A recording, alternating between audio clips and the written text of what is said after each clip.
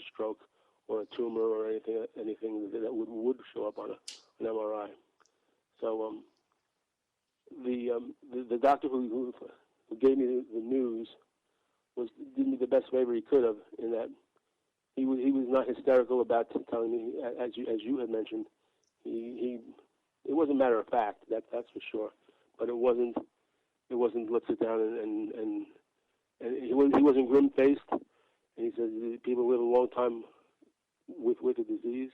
So him not being hysterical made me not hysterical, and I find when I ended up telling people about it, I think that they gained the same, for lack of a better term, calmness about it because of the way that I had taken it. So it kind of trickled down, from the original diagnosis. So what did you do to learn to live with it?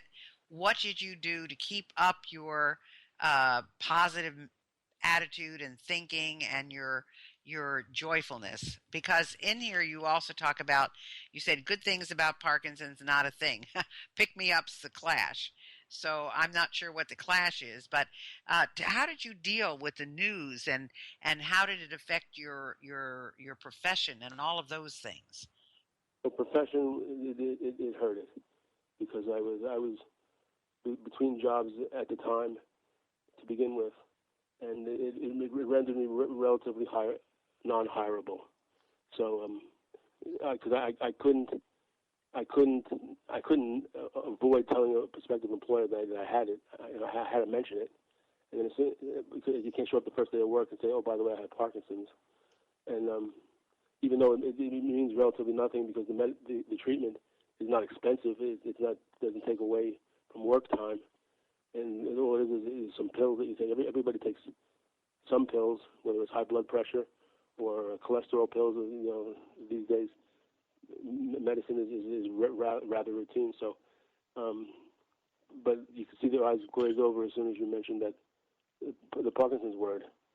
And as far as maintaining a semblance of upbeatness, it's just my nature, I guess.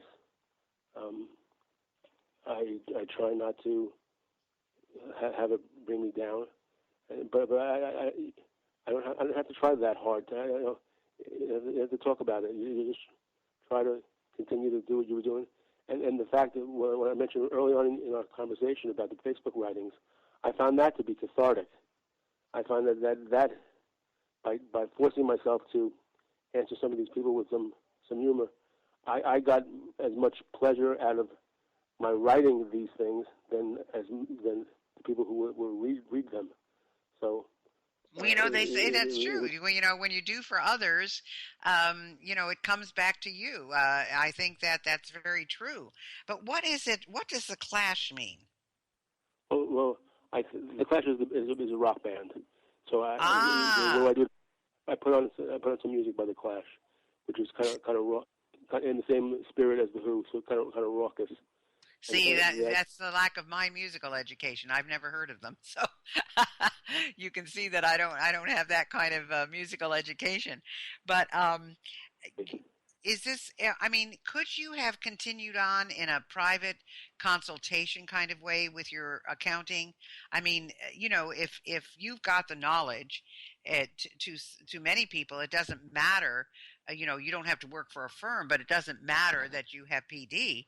I mean, you still have your knowledge, you still have your ability to think. But I didn't work. I was not a traditional CPA in the fact that I wasn't a tax guy. I didn't have a shingle doing other people's. I worked for my own companies. I was a controller of companies rather than an outside accountant for other people. I see. Starting a new practice altogether. Yeah, that makes a difference.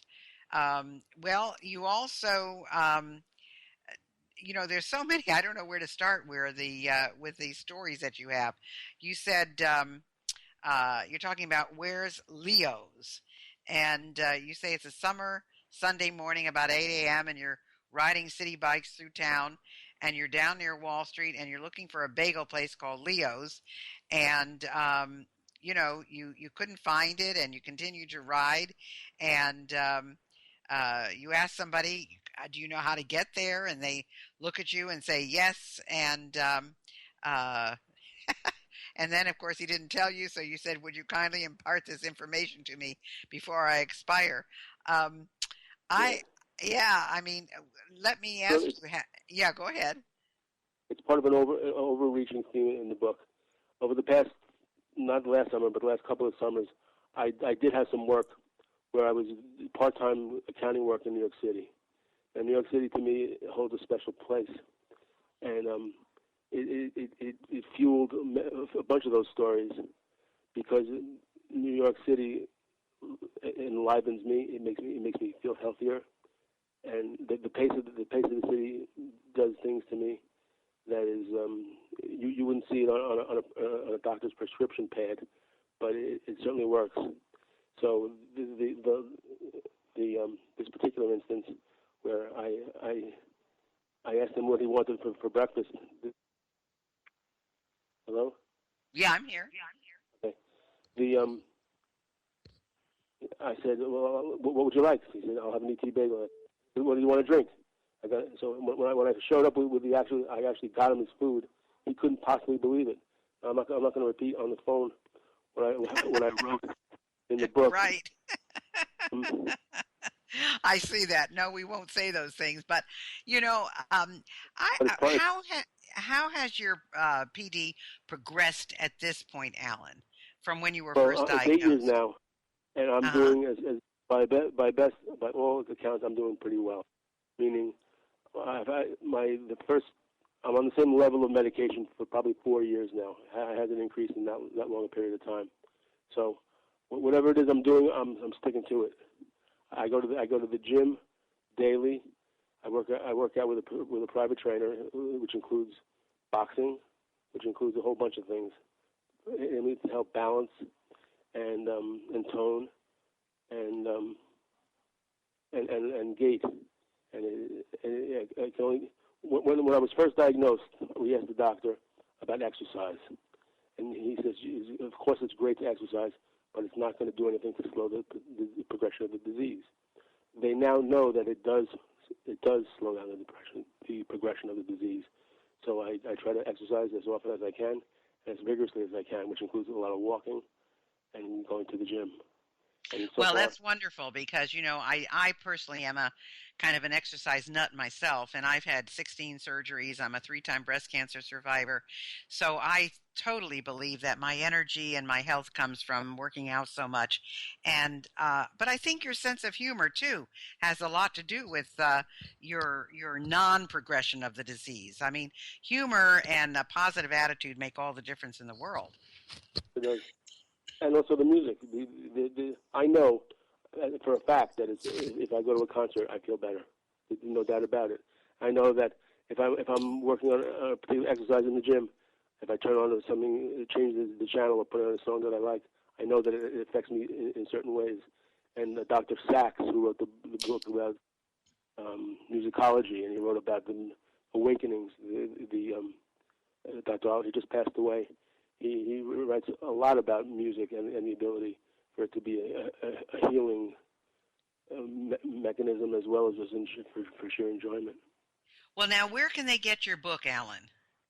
They can get it at Amazon.com, both in versions. Amazon.com. Okay. Remember the title of this book, No, I'm Not Drunk, Taming My Parkinson's with Music, Humor, and Charity. I'll tell you, this has been absolutely delightful, Alan. I mean, I think people need to know that whatever happens to them, if they approach it with the right attitude and they keep themselves going with movement and exercise and so forth, it makes all the difference in the world. Is there anything you'd like to leave our listeners with at this point? You provided me with the great entree to the answer is that if you could pull Parkinson's out of the title of that book and put in your own challenge, because face it, everyone's got something. Everyone's got a challenge of some sort. If you could pull out Parkinson's and say, taming my, fill in the blank with yours, then I'm honored that you've read my book and have taken it to heart. And if I could help you with it, that's the goal.